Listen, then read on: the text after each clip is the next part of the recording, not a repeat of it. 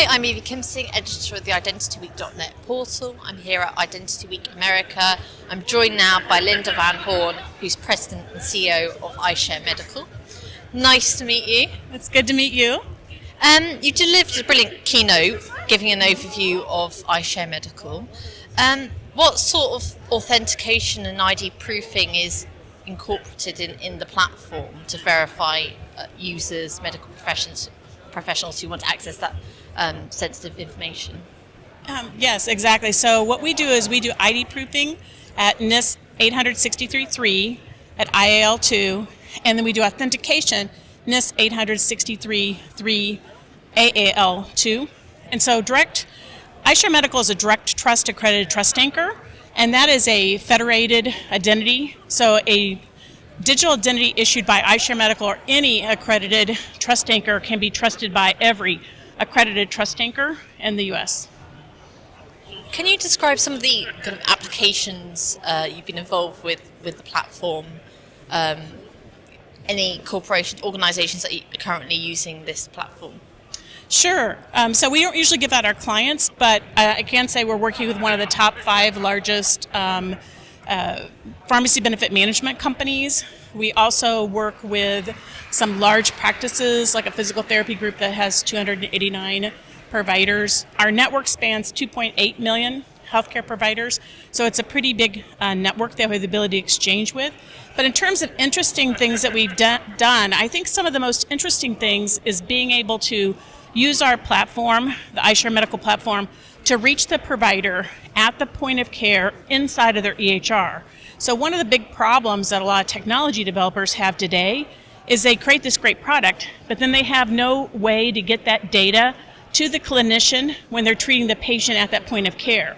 So we have a number of technology vendors that use our software. So they might have the patient do a questionnaire in the waiting room, and then when the patient finishes and says submit, that goes automatically to their EHR, regardless of the care setting, provider, or EHR system, and gets integrated into the doctor's workflow. So when they're seeing the patient, then they can have that information right at their hand. Same thing with other types of things. We identity proof patients, providers, payers, and devices, so that they can get that to the doctor, so that it can be at the point of care, so they can use that in their workflow. So that's an important part. The other thing that I think is important to talk about in terms of recently and things like that would be the advent of ADT messaging or event notifications via the direct protocol that went into effect. CMS mandated that all hospitals, critical access hospitals, and psychiatric hospitals put together event notifications. And what that really means is whenever a patient is admitted, discharged, or transferred from the hospital, we can send an event notification to the primary. So many times, in the old days, doctors went to the hospital, they would see a patient, and then while they were in the hospital. Today, hospitals employ what are called hospitalists. They're doctors that see the patient when they're in the hospital. So the doctor who's their primary care doctor really doesn't even know they got admitted.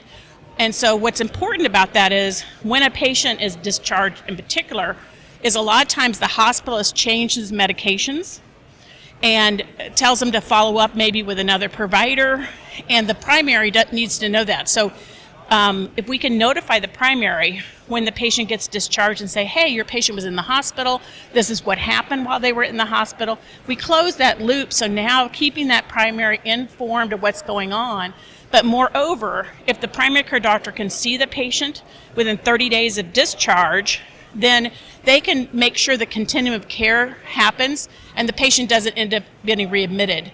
Medicare did a study and they found that we could save $3 billion annually if Medicare patients would see their primaries within 30 days of discharge so they could better coordinate their care. How many data records is the platform capable of holding, storing, and exchanging? Sure. So our platform is extensible, so we don't have a limit. Our platform is built on a relational database format. We can have an infinite number of records in our system. Brilliant. Are we close to achieving a patient-federated digital identity? Well, that is the holy grail, frankly, of healthcare, because we really need to have a digital identity in healthcare that is not dependent upon the patient's name and date of birth. We do that in the direct protocol, in direct trust and direct messaging. We ID proof the patient, provider, payer device. We assign 2 pairs of cryptographic keys. One key pair is used for digital signature, the other one is for encryption and decryption. And so we can match on those X509 certificates. But the majority of healthcare uses other protocols like the IHE protocol, in which there isn't the identity proofing that happens in that protocol, and they match on the patient's name and date of birth. So matching patient identity is a big issue that we're trying to solve in healthcare. We're looking for guidance from the ONC. In the United States, there's a law that prohibits us from creating a national patient identifier. So we have to do this in the public sector. And so I think some of the things that are undergoing now to create that digital identity based on the X509 certificates, and then getting the healthcare organizations to be able to recognize and authenticate to that. Are you meeting demands for things like data privacy, security? Absolutely. So we're ENAC accredited for HIPAA privacy and security. And so the ENAC accreditation program has been around for many years, but we're ENAC accredited for that, and we're Direct Trust accredited. So those kind of accreditation programs, for example, they require that we store our cryptographic keys on a hardware security module that's FIPS 140-2 level 2 compliant or higher.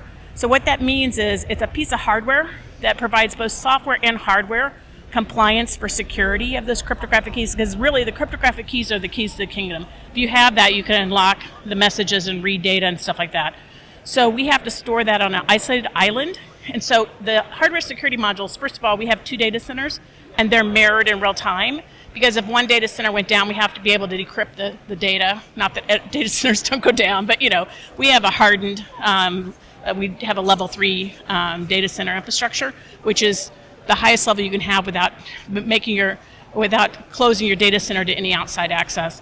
So, but what happens is with these hardware security modules, if they detect they've been tampered with, either a software attack or physical attack, somebody's messing with them, they actually destroy themselves. They delete all the data off of the machine. That's why the DoD requires the use of hardware security modules. So that's just an example of some of the things that we have in our protection and for data security. Finally then, what do you hope to get from attending Identity Week America today? Well, I learn something new every day, so I'm here to learn. I'm here to network with people and talk to them about what they're doing. It's very exciting. I listened to some of the other keynote speakers today, and here's some of the stuff that's going on. And I'm excited to go to that next step. How do we make this stronger? Thanks, Linda. Thank you.